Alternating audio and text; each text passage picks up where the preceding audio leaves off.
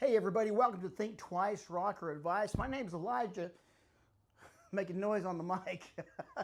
Hey, I want to talk to you today about choosing triumph. What do I mean by choosing triumph? Choosing triumph in terms of this. When I was when I was 16 years old, I bought a car for $700, and it was a 1976 Triumph Spitfire.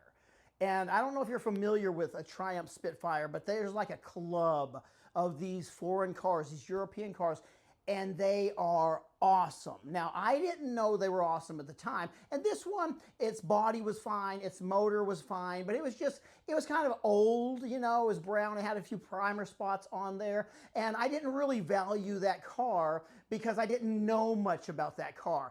It was a 1976 Triumph Spitfire. Remember that. If I had that today, there's literal car shows for all Triumphs and MGs that they gather in their communities. These are awesome cars. If I would have kept that car, I would have something to brag about. But I didn't want that car. Why didn't I want that car? Because I was 16 years old and all of my friends were getting these other cars, and one of the big cars on the scene in that day was a car called the Chevy Cavalier.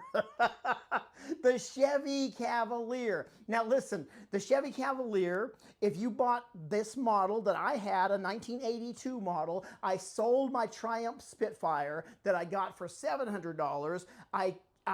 I sold that thing for $300, and I had some good memories attached to the Triumph Spitfire. I worked overnight as a security guard where I would punch clocks and stuff at this place where they would paint the city construction vehicles. And so one night I realized that this was the paint booth and this was the paint stuff. No one's there but me until 6 in the morning. I painted my Triumph Spitfire that same yellow that all the construction, that the Tonka trucks of the city, that I painted my Triumph Spitfire that color. I then later on painted it red with Krylon paint, the Walmart version of Krylon paint running all down. But I had some good experiences with that Triumph Spitfire, but they weren't good enough. I didn't realize that what I didn't value was going to become valuable later on in life. I should have kept that Triumph Spitfire, but nay, I'm saying to thee today, I got rid of the Triumph Spitfire so that way I could get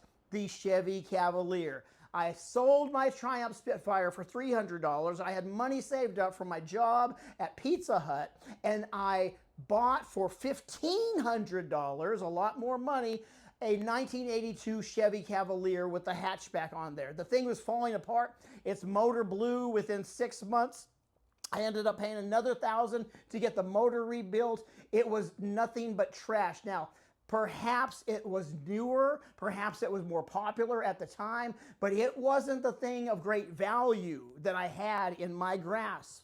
And all of us today, we have something that we can look back on and say, I wish I would have kept that. I wish I would have known what I had at the time. It could be a valuable thing. It could be a car. It could be a house. It could be a relationship. It could be I don't know what it is. But all of us have stories that we can look back on and say, if I only knew what I had at the time, I wouldn't have been so ready to get rid of it, to get something else that I perceived was greater in value because it may have been the cooler thing, the younger thing, the newer thing. But if you put those two cars side by side today, I looked it up today, the Triumph Spitfire that I sold, that thing, well, let's go for the Cavalier first. The Cavalier would be worth $525. The Triumph Spitfire, an average of $15,000. Now that may not sound like a lot, but what is more valuable is the groups, the things it represents. This is a special selective thing, and I had it. I had value. What if we could stop today in our lives are we holding right now? Because there's not much we can do about the past. We understand that. But what are we holding right now that is of value that we may not even know? Because if we made those same mistakes in the past, We work on patterns. People always work on patterns. Pay attention to the patterns and pay attention to your patterns. If you've done something before, chances are it's in you and that's your normal baseline of operation, and you will probably do it again. And so if we've gotten rid of, if we've made haste with the valuable things before in our life, it's chances are we will ignore the value of the things that we have right now, and we will look back later on and say, if only I could go back to that season, and that season is this season. What is it that you have, that I have, that is of value that we aren't paying attention to? I'm going to give you 2 things today, and these are going to help you. First, how do we identify the things that we have that are valuable? This can be relationships, this can be things. It's more about the true value things than it is like the cars or the, a rare coin or something like that. Everyone understands that. But I'm using that and the triumph. Choosing triumph is the title of this episode. I'm using that triumph choice as an example of us not letting go of the things that are valuable. So how do you identify the things that are valuable so that way you don't look back with regret on letting those things go? Right now, first you list. When I say list, here's what I mean.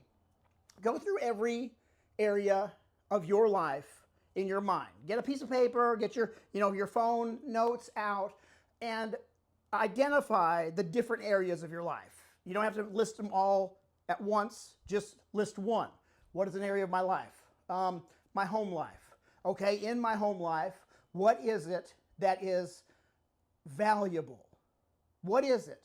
What are the good things? What do I mean by that? What are the good things? Because remember, I didn't see my triumph as good at that time. But if I would have stopped, paused, and really made a list, what is good? Well, this thing is good because it takes me from here. This thing is good because, everyone else is driving Chevy Cavaliers, but no one's driving this. Identify the things that are valuable and list those things out in every area. List the good.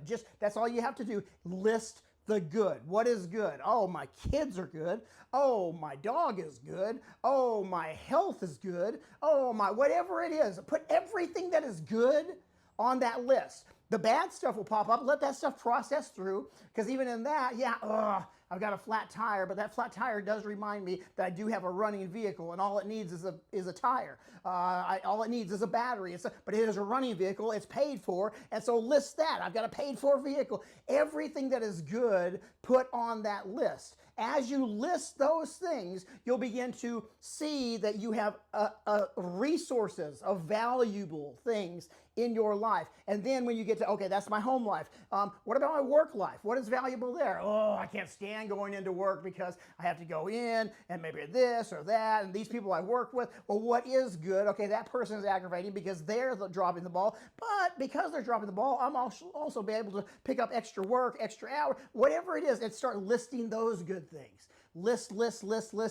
As you list those good things, you start to filter out and see, oh, here's the valuable things in every aspect of my life. When you get those things listed, then second thing, and this is lastly for this episode, is look. List and look. What do I mean by look? The principle of motorcycle riding is where you look is where you go. I've told this story before, but it bears hearing and sharing again. I was on the road, on the freeway in Little Rock, Arkansas, or heading toward Little Rock, Arkansas, from Bryant, Arkansas on I-30 to Little Rock, Arkansas. The freeway, all out of nowhere, just came to a halt. And I was on a motorcycle, and I shifted down like that. And I came to a complete stop only this far away from the car in front of me. And the car behind me, and I was like, oh, and it made it stop. But as everyone stopped and piled up, I could hear behind me mass destruction. And I looked back. As I looked back, I saw a semi-truck that was not able to make this stop. And that semi-truck was plowing through. He was trying, but he was plowing through. Boom, boom, boom, boom, boom, boom. And I knew I had to get out of the line of traffic because I'm on a motorcycle. And so I had to look. And where I look for the open spot is where I'm going to go. This is a principle of motorcycle riding. Even on a normal cruise, normal ride, if you keep looking this way, you're going to lean that way. And as you lean that way, you're going to go that direction. Where you look is where you go. And I looked for the only opening, and it was an opening probably this big, and I gunned that thing. Now I had the rails of the highway on the side here. I had just like probably 4 feet of opening space and just inches in front of me of this before I hit this car. And I gunned it. As I gunned it, my front tire picked up off the ground. It landed on the bumper, the back bumper of that car, and I kept gunning it and leaned this way, and I kept looking toward the open spot. As you look in that direction, you'll go in that direction. And I looked, and and finally my bike landed over here, inches from this, and as the moment it landed, the car behind me became one with the car in front of me, because that semi-truck hit them all. I would have been squashed like a what? Like a pancake. That's something me and my oldest daughter used to say. And I stood there, and I thought to myself, that was almost the end of my story. And then I rushed to try to start helping other people. But the principle is this: where you look is where you go.